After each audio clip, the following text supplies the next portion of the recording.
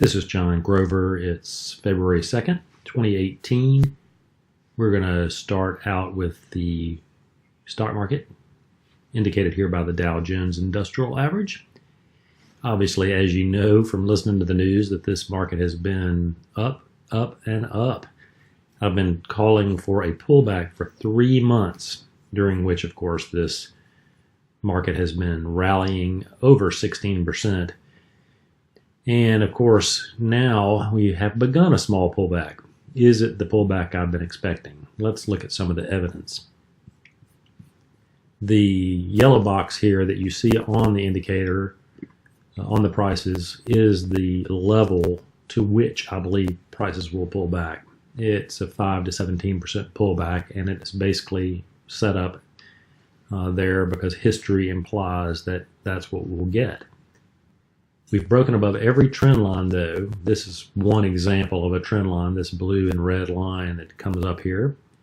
Every single trend line has been breached to the upside, and only the measured move targets that I've talked about in the past remain. Down below the price, you'll have a relative strength indicator. Basically, it is an indicator that just tells us what it says, that how prices have been strong relative to the past. And we're at this red level or just above it. We're going to look at some times in previous history, and there are very few when the market has been this strong relatively.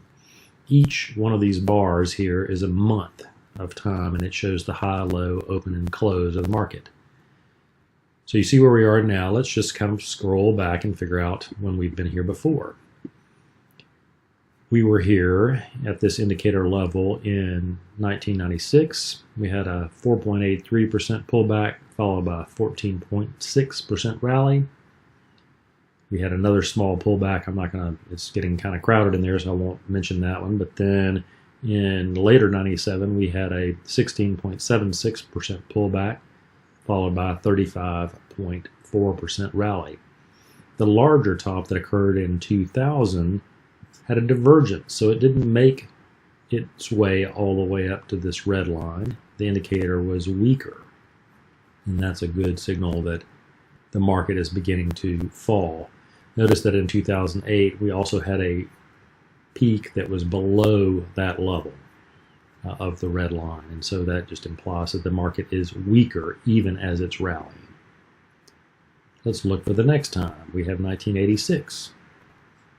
Pushed up to the indicator up to the red line. We had a 6% pullback, followed by a 58.73% rally, and then of course we had the big drop into the 1987 crash that was total 41.16%.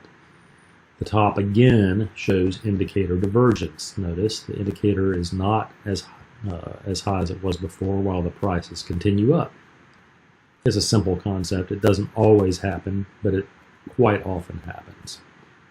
So once again, going back in history, here's a situation where it very nearly hit the red line, very near.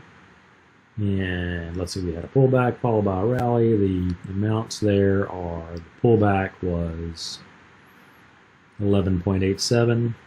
The rally was 20.16, and then we had a much bigger pullback of 26.47%.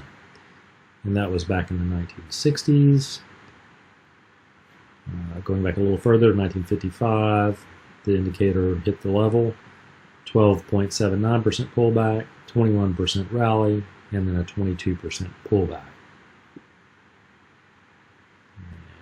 Continuing back, we have other areas that are very similar but did not quite hit the levels.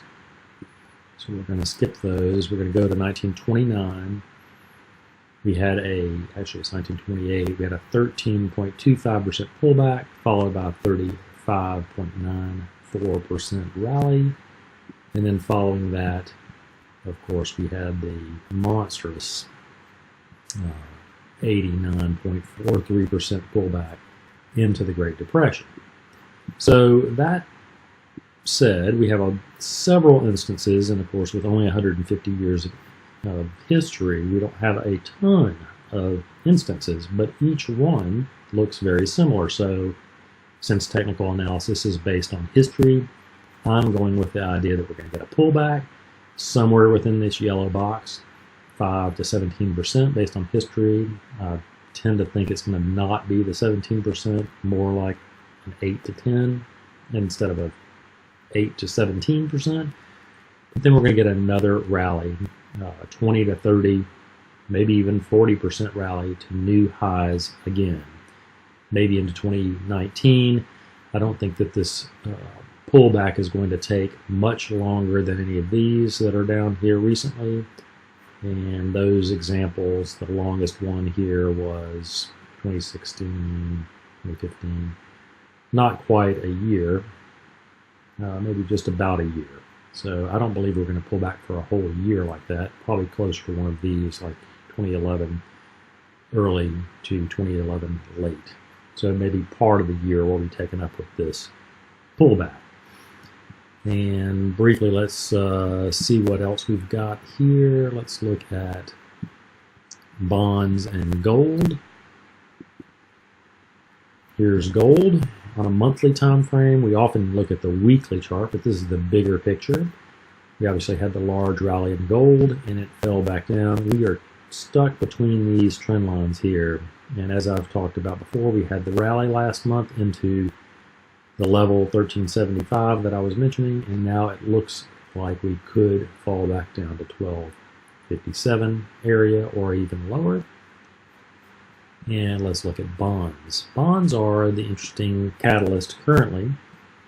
As you can see, they've had a very strong rally since the 80s. Let me just clear some of this junk up. And we have broken down.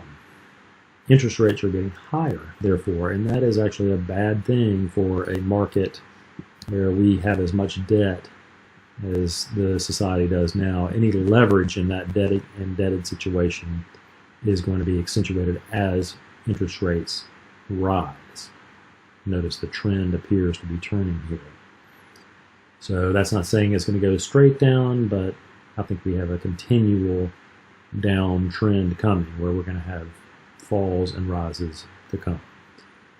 Thanks for listening. If you like this video or this format, please click the like button below. This will be our new format going forward. I think a lot more people can get a lot more out of the few minutes of watching the video than seeing my arcane charts with not very much exclamation. So we'll be explaining things as we go, and of course feel free to ask any questions if you have them. Thanks again for watching, and we'll talk next month.